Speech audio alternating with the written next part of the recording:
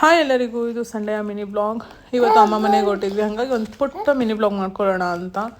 ಕಾರಣ ಇಷ್ಟೇ, ಹಬ್ಬಿ ಇಲ್ಲದೆ ಇರೋದ್ರಿಂದ ಮನೇಲಿ ತುಂಬ ಟೈಮ್ ಹೋಗ್ತಾನೆ ಇರಲಿಲ್ಲ, ಬೇಜಾರಾಗ್ತಾಯಿತ್ತು. ಹಾಗಾಗಿ ಅಮ್ಮ ಕೂಡ ಬಂದು ಫೋನ್ ಮಾಡಿ ತಂಗಿ ಎಲ್ಲರೂ ಬಲವಂತ ಮಾಡಿ ಕರಿತಾಯಿದ್ರು.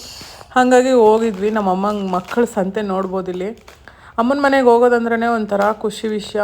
ಮನೇಲಿ ಎಷ್ಟೇ ಕೆಲಸ ಇರಲಿ ಏನೇ ಇರಲಿ, ಅಮ್ಮನ ಮನೆಗೆ ಹೋಗಬೇಕು ಅಂದರೆ ಅದು ಗಡಿಬಿಡಿ ಆದರೂ ಸರಿ, ಖುಷಿಯಿಂದ ಆದರೂ ಸರಿನೇ, ನಮಗೆ ಎಷ್ಟೇ ಕೆಲಸ ಇದ್ರೂ ಮುಗಿಸ್ಕೊಂಡು ಬೇಗನೆ ಹೊರಡ್ತೀವಿ. ಇವತ್ತು ಹಸ್ಬೆಂಡ್ ಬೇರೆ ಇರಲಿಲ್ಲ, ಅವ್ರಿಗೂ ಫೋನ್ ಮಾಡಿ ಹೇಳಿ ಇಲ್ಲಿ ಅಮ್ಮ ಮನೆಗೆ ಬಂದು ಬೆಳಗ್ಗೆನೇ ಬರ್ತಾಯಿದ್ದಂಗೆ ಇವತ್ತು ಸಂಡೇ ಅಂದರೆ ನಾನ್ ವೆಜ್ ಇರಲೇಬೇಕಲ್ವ.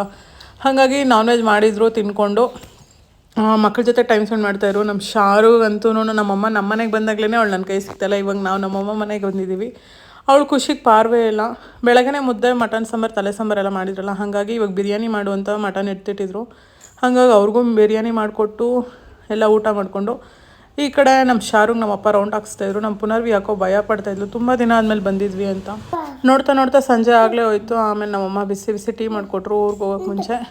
ಬೆಳಗ್ಗೆಯಿಂದ ಆಟ ಆಡ್ಕೊಂಡು ಚೆನ್ನಾಗಿದ್ದರಿಂದ ನಮ್ಮಮ್ಮ ದೃಷ್ಟಿ ತೆಗೆದು ಶಾರುಗ್ ದೃಷ್ಟಿ ಎಲ್ಲ ನಿವಳಿಸ್ತಾಯಿದ್ರು. ಆಮೇಲೆ ನನ್ನ ತಂಗಿ ಬಂದಲ, ಅವಳಿಗೂ ಬಾಯ್ ಹೇಳಿ ಇವತ್ತು ಕ್ಯಾಬ್ ಬುಕ್ ಮಾಡಿದ್ವಿ. ಎಲ್ಲರೂ ಮನೆ ಕಡೆ ಹೊರಟ್ವಿ. ತುಂಬ ಬೇಜಾರಿಂದನೇ ಹೊರಟ್ವಿ ಅಂತಲೇ ಹೇಳ್ಬೋದು. ನಾವು ಯಾವತ್ತೂ ಬೆಳಗ್ಗೆ ಹೋಗಿ ಸಂಜೆ ಬರೋವಂಥದ್ದೇ ಇಲ್ಲ. ಬಟ್ ಏನೂ ಮಾಡೋಕ್ಕಾಗಲ್ಲ, ಮನೆ ಬೀಗ ಸಹ ಹಾಕ್ಕೊಂಬಂದ್ಬಿಟ್ಟಿದ್ನ. ಹಾಗಾಗಿ ಅಭಿ ಬಂದರೆ ಇನ್ನು ಲೇಟ್ ಆಗುತ್ತೆ ಅಂದ್ಬಿಟ್ಟು ಆ ಕಡೆಯಿಂದ ಹೊರಟ್ವಿ. ಕತ್ಲಾಗಿತ್ತು, ನೋಡ್ಬೋದು. ಇದಾಗಿತ್ತು ನನ್ನ ಸಂಡೆಯ ಹ್ಯಾಪಿ ಮಿನಿ ಬ್ಲಾಗ್ ಅಂತ ಹೇಳ್ಬೋದು.